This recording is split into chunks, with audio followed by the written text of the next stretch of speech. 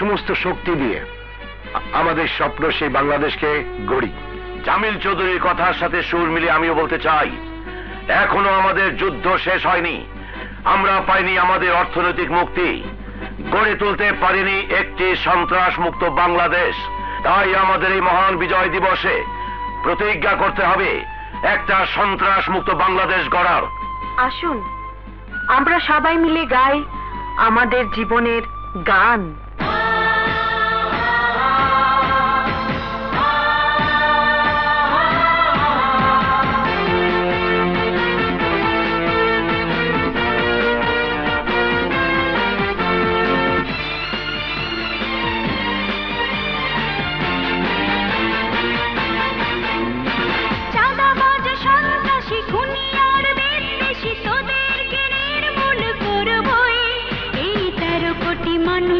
স্বপ্নের দেশটাকে মিলেমিশে একসাথে গড়বই।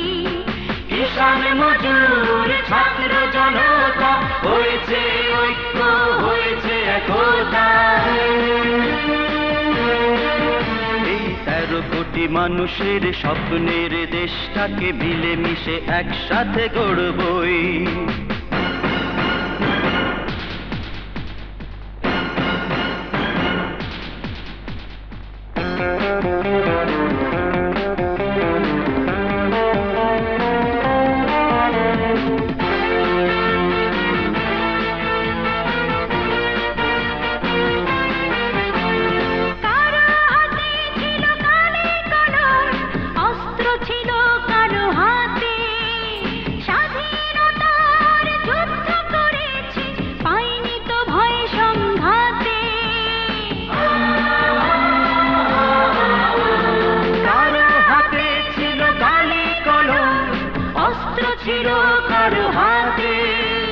স্বাধীনতার যুদ্ধ করেছে, পাইনি তো ভয় সংঘাতে। কালোবাজারি মুনাফাধারি করে দিলাম হুকুম জারি। প্রয়োজন হলে তোদের বিরুদ্ধে আবার নতুন করে লড়বই। এই 13 কোটি মানুষের স্বপ্নের দেশটাকে মিলেমিশে একসাথে গড়বই। কিষান মজুর ছাত্র জনতা হয়েছে ঐক্য, হয়েছে একতা। এই 13 কোটি মানুষের স্বপ্নের দেশটাকে মিলেমিশে মা মাটি দেশ সবার প্রিয়, জন্মে হলাম তাতে ধন্য। এই সত্য মেনে নিয়েছি, মানুষ তো মানুষের জন্য। মা মাটি দেশ সবার প্রিয়, জন্মে হলাম তাতে ধন্য। এই সত্য মেনে নিয়েছি, মানুষ তো মানুষের জন্য। কেউ খাবে কেউ খাবে না, স্বাধীন দেশে তা হবে না। আর চাই না কোনো কান্না, আনন্দে প্রতি ঘরে ভরবই। এই 13 কোটি মানুষের স্বপ্নের দেশটাকে মিলেমিশে একসাথে গড়বই। চাঁদাবাজ সন্ত্রাসী খুনি আর বিদ্বেষী তোদেরকে নির্মূল করবই। এই 13 কোটি মানুষের স্বপ্নের দেশটাকে মিলেমিশে একসাথে গড়বই। কিষান মজুর ছাত্র জনতা হয়েছে ঐক্য, হয়েছে একতা। এই 13 কোটি মানুষের স্বপ্নের দেশটাকে মিলেমিশে একসাথে গড়বই। মিস্টার খান, আপনার নির্বাচনের জন্য আমার পক্ষ থেকে মিস্টার পিস্তল আর 2 কাঠা গুলি। Thank you. খান সাহেব, গাবতলী বাস টার্মিনালের সন্ত্রাসী নেতা দাদা ভাইয়ের পক্ষ থেকে 5 লাখ টাকা। থ্যাঙ্কস। খান সাহেব, কাল্লু ভাই আপনাকে সালাম দিয়ে সদরঘাট টার্মিনাল থেকে এই 5 লাখ টাকা পাঠিয়েছে। গুড। খান সাহেব, আমি আপনাকে ভরসা দিতে পারি, আপনাকে নির্বাচনে জয়ী করার জন্য আমার ক্যাডার বাহিনী আপনার জন্য সব সময় প্রস্তুত থাকবে। Good, very good. খান,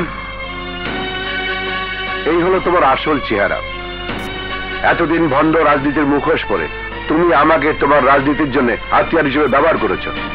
জামিল, তোমার মতো একজন সৎ আদর্শবান মানুষ আমার পাশে প্রয়োজন ছিল, আর এই প্রয়োজনের প্রধান উদ্দেশ্য ছিল আমার সপক্ষে পাবলিক সেন্টিমেন্ট গ্রো করা, আর সেই কাজটা হয়ে গেছে।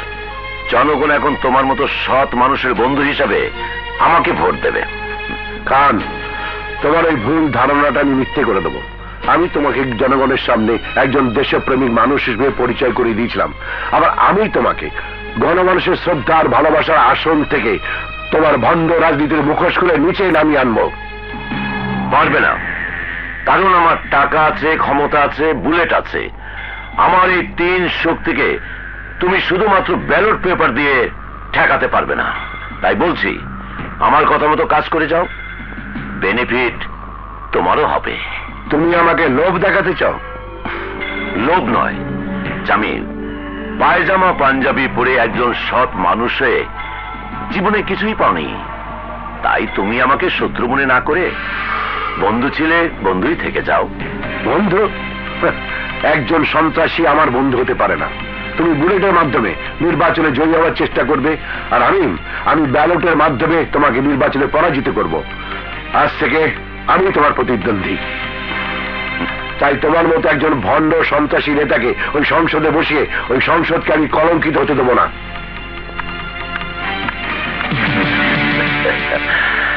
বোকা বোকা জানে না আমি ইচ্ছে করলে ওর মতো জামিল চৌধুরীর জীবনের ডিজাইনটা চেঞ্জ করে দিতে পারি।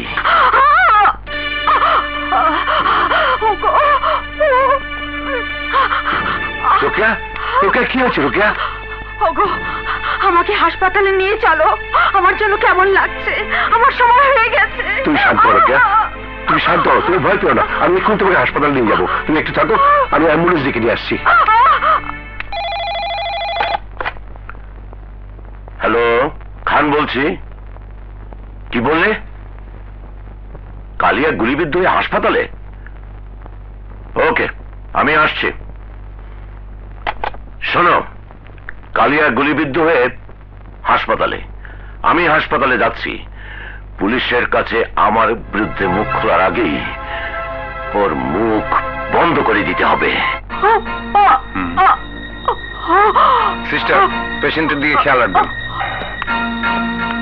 ডাক্তার, আমার স্ত্রী। প্রিন্সিপাল সাহেব, আপনার স্ত্রীর গর্ভের সন্তান পজিশনে নেই, অপারেশন করতে হবে। কত টাকা লাগবে? নর্মাল সিজারিয়ান নয়, একটু কঠিন অপারেশন। 40-50 হাজার টাকার মতো লাগবে। আপনি যত কুইক টাকার জোগাড় করতে পারবেন তত তাড়াতাড়ি আপনার স্ত্রীর অপারেশন হবে। ডাক্তার, 50 কেন? যদি 1 লাখ টাকাও লাগে আমি দেব। আপনি এক্ষুনি অপারেশনের ব্যবস্থা করুন। অসম্ভব, তোমার টাকাতে আমার সন্তান পৃথিবীর মুখ দেখবে না। প্রয়োজন হলে রোকেয়া মা হতে পারবে না, কিন্তু তোমার অসৎ উপার্জনের টাকা দিয়ে আমি আমার সন্তানের মুখ দেখতে চাই না। ডাক্তার, আমি এক্ষুনি আসছি। ঠিক আছে।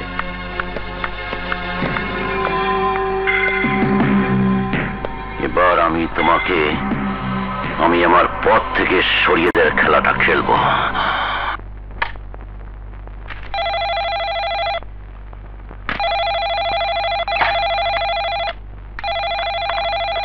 হ্যালো, জামিল চৌধুরী বলছি। কি? কলেজ ক্যাশে ডাকাতি হয়েছে? আমি এক্ষুনি আসছি। সালাম, আপনার বন্ধু খান আমাকে খুন করেছে। সালাম, এবার আন্ডার অ্যারেস্ট। আপনি আমাকে গ্রেফতার করছেন? খুনের রক্তাক্ত ছুরি হাতে আপনাকে স্পটে পেয়েছি, আর গ্রেফতার করবো কি অন্যজনকে? বিশ্বাস করুন, আমি খুন করিনি, আমি খুন করিনি। এই, হ্যান্ডকাপ লাগাও। আপনার যা বলার আদালতে বলবেন। প্লিজ, আপনারা কিছুক্ষণের জন্য আমাকে ছেড়ে দিন। আমার স্ত্রী হাসপাতালে, আমি না গেলে ওর অপারেশন হবে না। প্লিজ, আমাকে হাসপাতালে যেতে দিন, আমাকে হাসপাতালে যেতে দিন। এই, নিয়ে চলো। স্যার, ওনার স্বামী হয়তো টাকা নিয়ে ঠিকই আসবেন। স্যার আপনি অপারেশনের ব্যবস্থা করুন। ওকে, অপারেশনের ব্যবস্থা করো।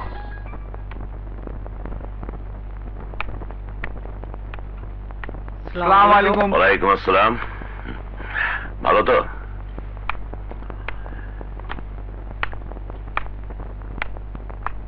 এখনো কি তোমার বুঝতে বাকি আছে খান কি জিনিস? খান খান খান, আমি তোকে মেরে ফেলবো, আমি তোকে মেরে ফেলবো খান, আমি তোকে মেরে ফেলবো, আমি তোকে মেরে ফেলবো খান, আমি তোকে মেরে ফেলবো, আমাকে মেরে ফেলবো। এই হলো খুনি, এই হলো খুনি, এই হলো সত্যিকারের খুনি, এই হলো সত্যিকারের খুনি। তোমরা ওর ছাত্র ছাত্রী, তোমরাই পারো আমার স্বামীকে নির্দোষ প্রমাণ করে ফিরিয়ে আনতে। এই সমাজের সবাই বিশ্বাস করলেও তোমাদের বিশ্বাস করা উচিত নয়। তোমাদের শিক্ষক একজন খুনি। আমি তোমাদের কাছে তোমাদের শিক্ষক আমার স্বামীর জন্য করুণা ভিক্ষা চাইছি, দয়া ভিক্ষা চাইছি। তোমরা একবার একজন সৎ মানুষের জন্য আমাকে সাথে দিয়ে আন্দোলন শুরু করো। Please please listen to me.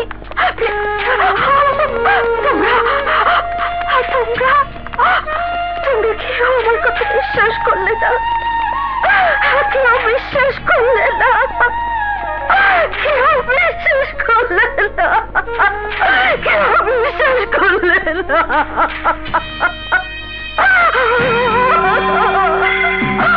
ওরা তোমার কথা বিশ্বাস করলেও তোমার স্বামীর জন্য কেউ আন্দোলন করবে না, কারণ ওরা জানে তোমার স্বামীর জন্য আন্দোলন করতে গেলে ওদের অনেককেই মরতে হবে।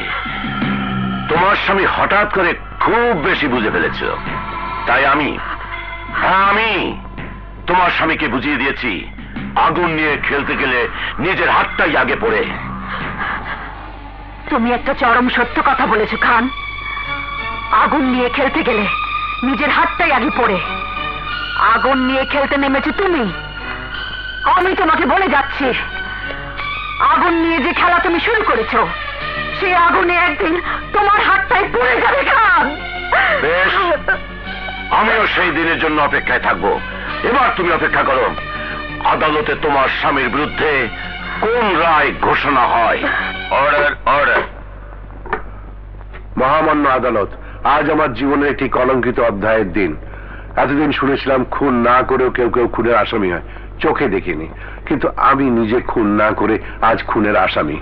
আমি একজন মুক্তিযোদ্ধা, সততাই আমার আদর্শ, মানুষ গড়াই ছিল আমার পেশা। অথচ সেই মানুষ গড়ার কারিগর খুনের মিথ্যে আসামি হয়ে আজ দাঁড়িয়ে আছি আদালতের কাঠগড়াতে। বিশ্বাস করুন মহামান্য আদালত, আমি খুন করিনি। আমার বিরুদ্ধে আনিত অভিযোগ ষড়যন্ত্রমূলক, বানোয়াট এবং মিথ্যে। Objection your honour. কথায় আছে চোরের মার বড় গলা। আমি আসামি জামিল চৌধুরীর বিরুদ্ধে আনিত খুনের অভিযোগ যে মিথ্যে নয় তা সাক্ষ্য প্রমাণের মাধ্যমে আমি এই আদালতে প্রমাণ করে দেব। আর প্রমাণের জন্যই আমি আমার প্রথম সাক্ষী বাংলাদেশ হাসপাতালের ডাক্তার মামুন সাহেবকে কিছু জিজ্ঞেস করার অনুমতি প্রার্থনা করছি। অনুমতি দেয়া হলো। যাহা বলিব সত্য বলিব, সত্য বই মিথ্যা বলিব না। আচ্ছা ডাক্তার মামুন, আসামির কাঠগড়ায় দাঁড়ানো ওই মানুষটির সাথে কবে, কখন, কোথায় আপনার দেখা হয়েছিল বলতে পারবেন? অবশ্যই। ওনার নাম জামিল চৌধুরী, আদর্শ মহাবিদ্যালয়ের প্রিন্সিপাল। ওনার সাথে 17ই জানুয়ারি রাত্রি 12টার দিকে হাসপাতালের গাইনি বিভাগে দেখা হয়। গাইনি বিভাগে দেখা হয়েছিল কেন? ওনার স্ত্রীকে প্রসব বেদনা অবস্থায় আমার বিভাগে নিয়ে আসেন। জামিল চৌধুরীর স্ত্রীকে পরীক্ষা করে আপনি কি বলেছিলেন? বলেছিলাম সন্তান পজিশনে নেই, অপারেশন করতে হবে এবং এই জন্য 40-50 হাজার টাকা লাগতে পারে। আরো বলেছিলাম যত তাড়াতাড়ি টাকা আনবেন তত তাড়াতাড়ি অপারেশন হবে, বেশি দেরি হলে দুর্ঘটনা ঘটতে পারে। ওই মুহূর্তে জামিল চৌধুরীর পাশে কেউ ছিলেন? তেমন কেউ ছিলেন না, তবে আমার এই কথা জানার পর জামিল সাহেবের এক বন্ধু মিস্টার খান সম্ভবত হাসপাতালে কোনো রোগী দেখতে এসেছিলেন। তিনিই টাকাটা দিতে চেয়েছিলেন, কিন্তু জামিল সাহেব টাকা নিতে চাননি। মিস্টার চৌধুরী, ডাক্তার মামুন যে কথাগুলো বললেন তা কি সত্যি? হ্যাঁ, সত্যি। ডাক্তার মামুন, এবার আপনি আসতে পারেন। ধন্যবাদ। মহামান্য আদালত, এবার আমার দ্বিতীয় সাক্ষী মিস্টার খানকে কিছু জিজ্ঞেস করার অনুমতি প্রার্থনা করছি।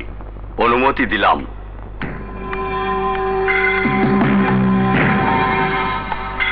যা বলিব সত্য বলিব, সত্য বই মিথ্যা বলিব না। মিস্টার খান, আপনি কি মহামান্য আদালতের কাছে বলবেন জামিল চৌধুরী সাহেব আপনার টাকাটা নিতে চাননি কেন? যে মানে নিশ্চয়ই কোনো ব্যক্তিগত কারণ। সেই ব্যক্তিগত কারণটাই জানা দরকার। মহামান্য আদালত, আমার মক্কেল খুনি কি খুনি না এই প্রসঙ্গ ছেড়ে খান সাহেবের টাকা কেন আমার মক্কেল নিতে চাননি সেই কারণ খোঁজার সাথে এই কেসের কোনো সম্পর্ক নেই। আছে মহামান্য আদালত, আছে।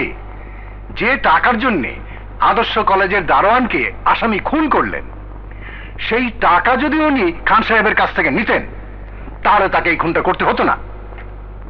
কিন্তু টাকাটা নিতে চাননি কেন? কারণ একটাই, ব্যক্তিত্বের প্রশ্ন।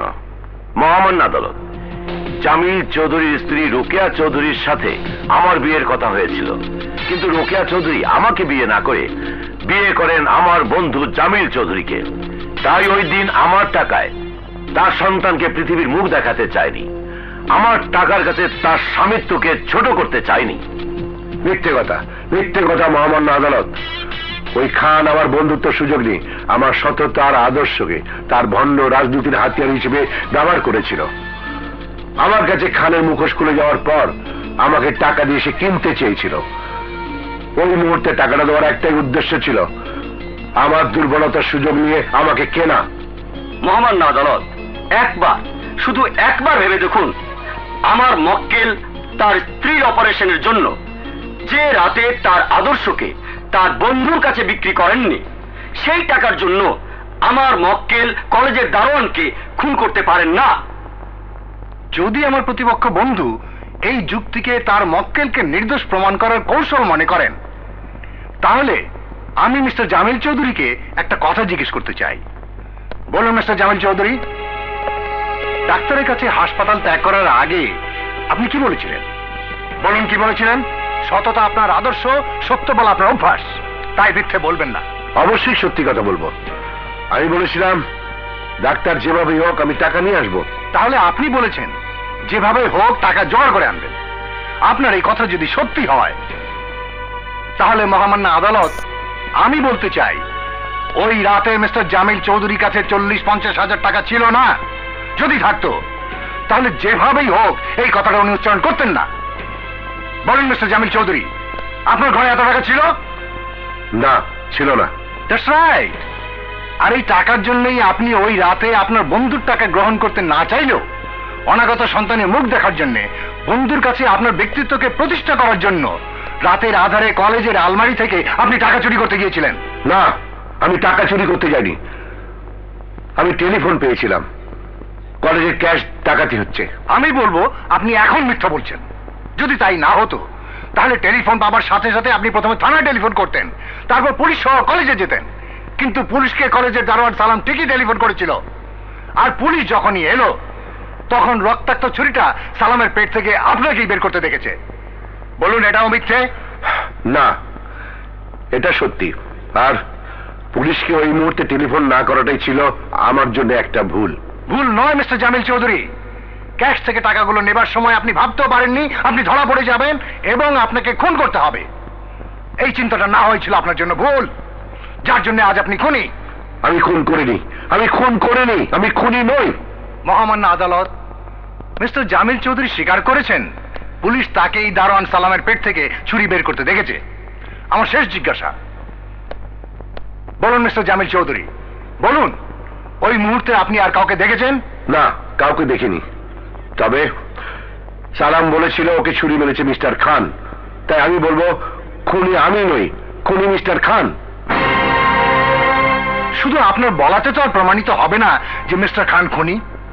শুধুমাত্র এই প্রসঙ্গটা আপনার জবানবন্দিতে আপনি বলেছেন, কিন্তু এই জবানবন্দির সপক্ষে আপনার উকিল, আপনার কোনো আপনজন, কোনো আলামত আদালতে উপস্থিত করতে পারেননি।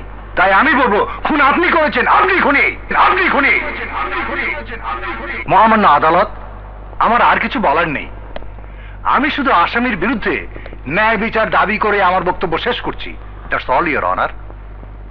জামিল চৌধুরীর বিরুদ্ধে আনিত অভিযোগ সাক্ষী প্রমাণে প্রমাণিত হওয়ায় আদালত আসামি জামিল চৌধুরীকে বাংলাদেশ দণ্ডবিধির 302 ধারাতে দোষী সাব্যস্ত করে যাবজ্জীবন সশ্রম কারাদণ্ডে দণ্ডিত করল। যাবজ্জীবন সশ্রম কারাদণ্ডে দণ্ডিত করল।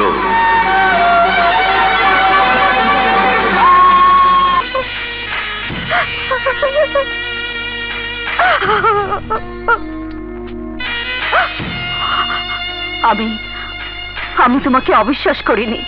তোমার সাথে পুলিশ আমাকে দেখা করতে না দিলেও আমি জেনে গেছি ওই খান তোমাকে খুনি আসামি সাজিয়ে নিজের পথ পরিষ্কার করতে চেয়েছিল। এখন আমার কি করা উচিত? এই কথাটি তোমার মুখ থেকে জানার জন্য দাঁড়িয়ে আছি। রোকেয়া, আমার শুধু একটা কথাই বলার আছে। তুমি তোমার সন্তানকে এমন ভাবে বড় করবে, এই সন্তানই যেন একদিন তোমার জিহাদ ঘোষণা প্রধান সৈনিক হতে পারে। আর একটা কথা, আমি যে আদর্শ নিয়ে আমার কলেজটাকে প্রতিষ্ঠা করেছিলাম, কথা দাও, কথা দাও, প্রয়োজনে জীবন দেবে, তবু ওই কলেজের মাটিতে আমার আদর্শকে বিলীন হতে দেবে না। আমি তাই করব।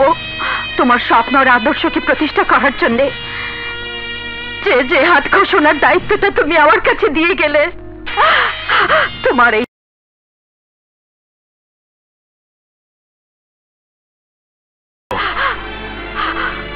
আপনার লাভ। তুমি নিশ্চয়ই তোমার সন্তানকে নিয়ে অন্যায়ের প্রতিবাদ করতে চাও। মনে করো তোমার সন্তানকে নিয়ে আমিও একই উদ্দেশ্য হাসিল করতে চাই। শুধু একটা কথা মনে রেখো বোন, মানুষ তখনই প্রতিবাদী হয়ে ওঠে যখন সে অনেক কিছু হারিয়ে ফেলে।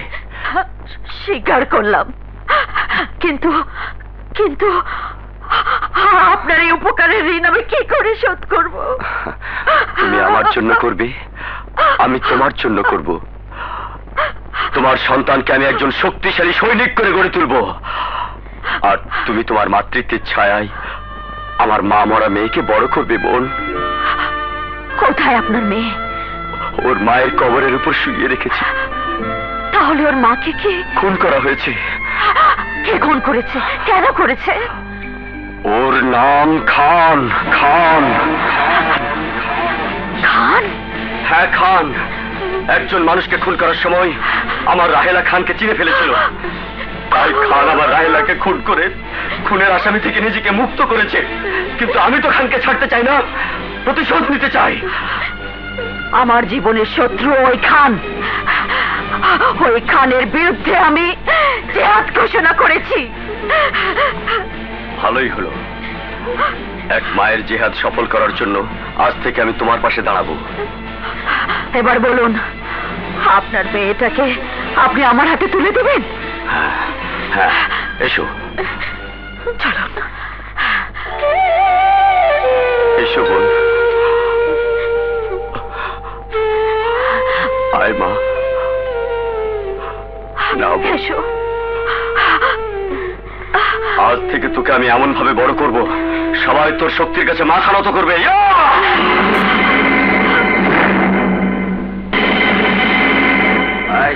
একটা পেগলা আর দুটো মাল ধরছে না কেন রে? ওই চেয়ার টেবিলে কেউ বসবে না। ওই চেয়ার টেবিল ডনের রিজার্ভ চেয়ার টেবিল। ডন শালা, 2 বছর জেলে ছিলাম বলে এর মধ্যে দেখছি অনেক নতুন মাস্তানের জন্ম হয়েছে। আসতে দে তোর ডনকে, দেখি ও শালা কত বড় মাস্তান হয়েছে।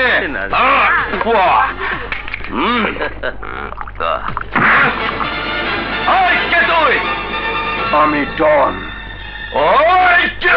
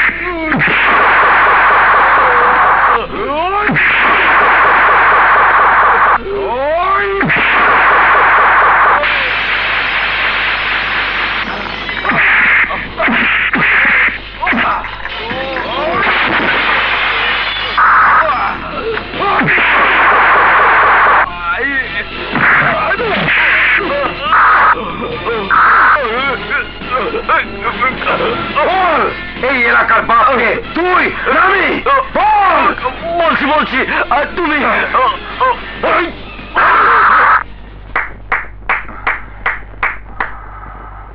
বাহ, তোমার মতো একজন মাস্তানকেই আমি খুঁজছিলাম। মানে আমার একজন শত্রু আছে, তাকে খুন করতে হবে। 1 লক্ষ টাকা লাগবে। টাকার প্রশ্ন নয়, খুন করলে আরো বেশি দেব। শর্ত একটাই, খুন করতে হবে। এ পর্যন্ত আমি কয়টা খুন করেছি জানেন? আমি অতীত জানতে চাই না, আমার শত্রুকে খুন করতে পারলেই আমি খুশি। কি নাম ওর? কোথায় থাকে? নাম জেহাদ। থাকে চলো, আমি নিজেই তোমাকে দেখিয়ে দেবো। চলেন। এসো।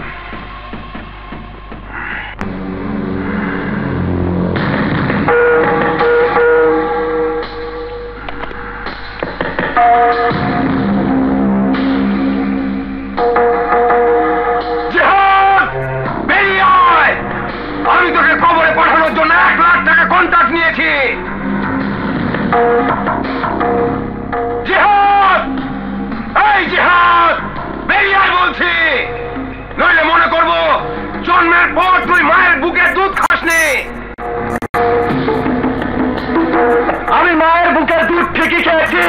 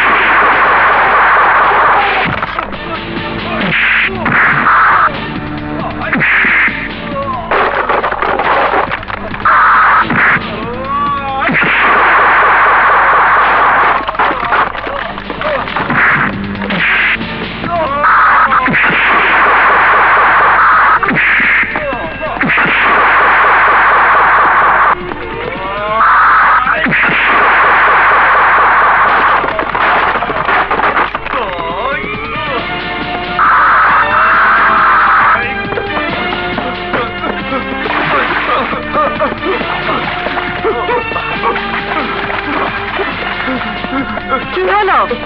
লাশ কোথায়? আমি ওকে খুন করতে পারিনি, আমাকে মাফ করে দিন। জিহাদ আমার চেয়ে অনেক বেশি শক্তিশালী।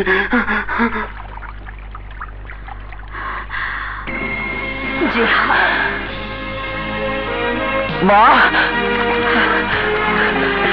জিহাদ, মা, জিহাদ।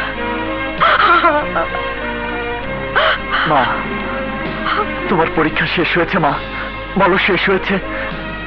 বলো এখন তুমি আমার উপর ভরসা করতে পারো?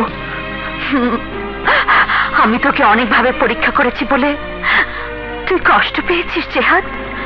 মনে করেছিস আমি তোর উপরে ভরসা করতে পারছি না? তুই জানিস না জেহাদ, আমি তোকে আমার সৈনিক বানিয়ে কত বড় যুদ্ধ করতে চাই। তুমি যে কোনো যুদ্ধ আমাকে নিয়ে করতে পারো মা। তোমার জেহাদ ইনশাআল্লাহ তোমার বিজয় ছিনিয়ে আনবেই। এই ভরসা নিয়েই আমি এতটা বছর আমার বুকটা পাথর করে রেখেছি। এতটা বছর আমি তোকে আদর স্নেহের পরিবর্তে আগুনে পুড়িয়ে পুড়িয়ে বড় করেছি।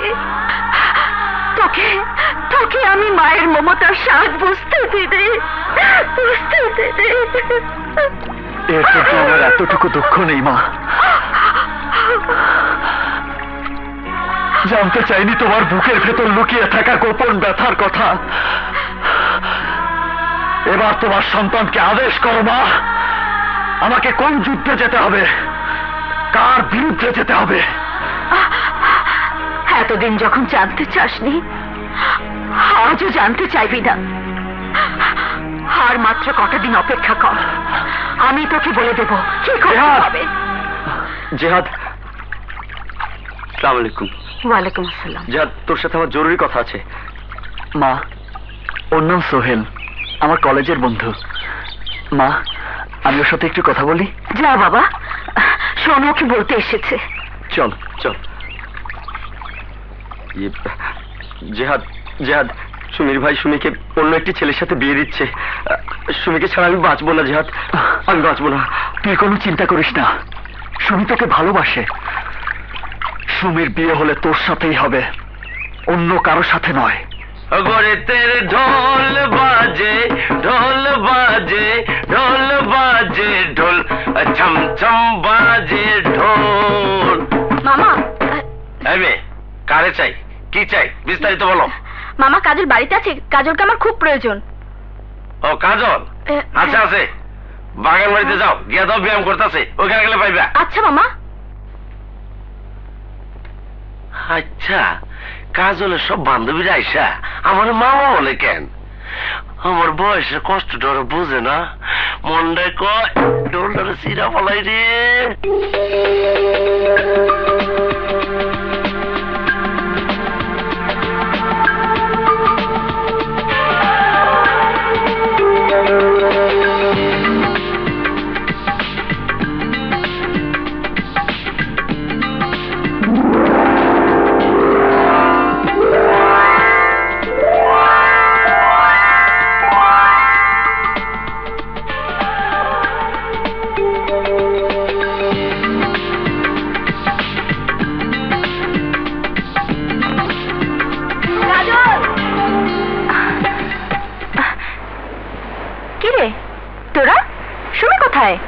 সুমি তোর খোঁজে বাগান বাড়িতে গিয়েছিল, সেখান থেকে সুমির ভাই ওকে ধরে আটকে রেখেছে। কেন? সোহেলের ভাই সুমির সাথে বিয়ে দিতে রাজি নয়, তাই সুমিকে অন্য ছেলের সাথে বিয়ে দিচ্ছে। এখন উপায়? সেই উপায়ের জন্যই তো তোর কাছে এসেছি। সোহেল জানে? হ্যাঁ, সেও চেষ্টা করেছে তার এক বন্ধুকে দিয়ে যাতে বিয়েটা না হয়। ঠিক আছে, সুমির বিয়ে সোহেলের সাথেই হবে। এই শোন শোন, তোর দিকে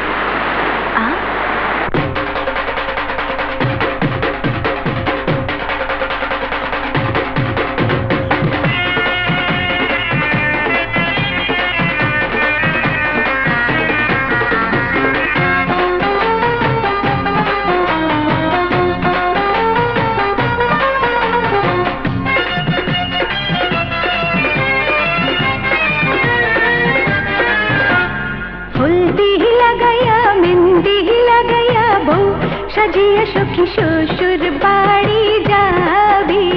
নাই রে চিন্তা, নাই রে ভাবনা, নাই রে চিন্তা, নাই রে ভাবনা, মনের মানুষ পাবি। হলদি লাগাইয়া মেহেন্দি লাগাইয়া বউ সাজিয়া সখী শ্বশুর বাড়ি যাবি। সাজো সাজো সাজো কন্যা সাজো দিয়া মন, সময় হলে আপন লোকে পাবে দর্শন। কন্যা সাজো রে, হলদি লাগাইয়া মেহেন্দি লাগাইয়া বউ সাজিয়া সখী শ্বশুর বাড়ি যাবি।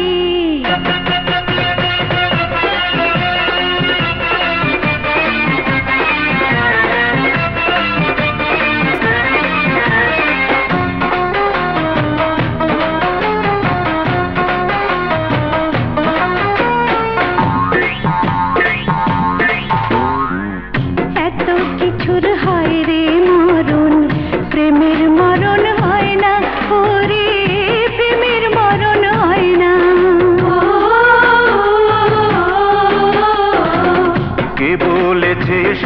সবার ভাগ্যে ভালোবাসা সয় না, ওরে ভালোবাসা সয় না। জানিস সখী তুই তো স্বামী, জানিস সখী তুই তো স্বামী সোহাগিনী হবি। গয়না করিয়া টিকলি লাগাইয়া বউ সাজিয়া সখী শ্বশুর বাড়ি যাবি। নাই রে চিন্তা নাই রে ভাবনা, মনের মানুষ পাবি।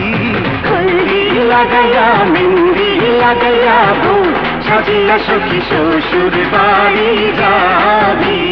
সাজো সাজো সাজো কন্যা সাজো দিয়া মন, সময় হলে আপন লোকে পাবি দর্শন। কন্যা সাজো রে।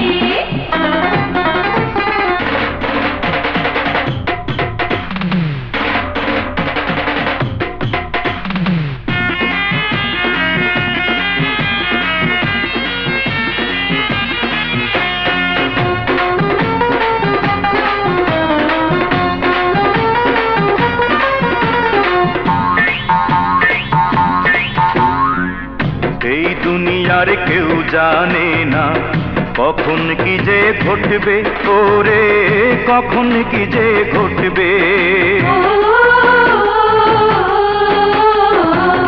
দুঃখের শেষে সুখের গোলাপ একটু পরেই ফুটবে, ওরে একটু পরেই ফুটবে।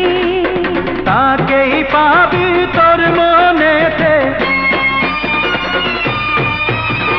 তাকে পাবি তোর মনেতে, আঁকা যাহার ছবি। শানাই বাজাইয়া বাজি পোড়াইয়া বউ সাজিয়া সখী শ্বশুর বাড়ি যাবি। নাই রে চিন্তা নাই রে ভাবনা, মনের মানুষ পাবি। হলদি লাগাইয়া মেহেন্দি লাগাইয়া বউ সাজিয়া সখী শ্বশুর বাড়ি যাবি। সাজো সাজো সাজো কন্যা সাজো দিয়া মন, সময় হলে আপন লোকে